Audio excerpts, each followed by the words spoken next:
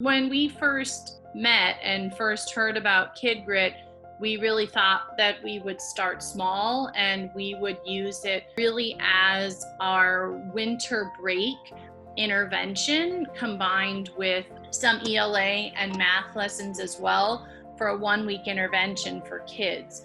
Because it was so successful after the week, I really knew that we couldn't just stop there, and the kids got so much out of it that we also knew that we had to bring the kids back as well. So from there, we built that consistent, really cohort one of students and teachers that continued to meet throughout the rest of that year on Wednesdays and Saturdays. Simultaneously, we also started to provide more professional development for teachers around Kid Grit. And the best thing I think is when it's the educators and the kids that are selling the program, not me. I mean, I can say that it's wonderful and all of that, but I think it speaks volumes when it's the people attending the training and practicing it in the classroom and students experiencing it in the classroom, either before or after school, that really makes the difference in terms of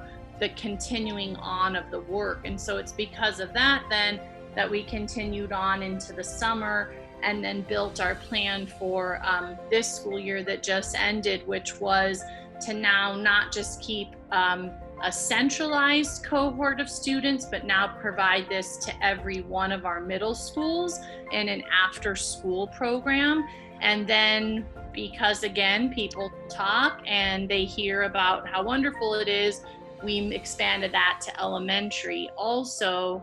And then you have more people in between that time that want to be trained and have the training as well.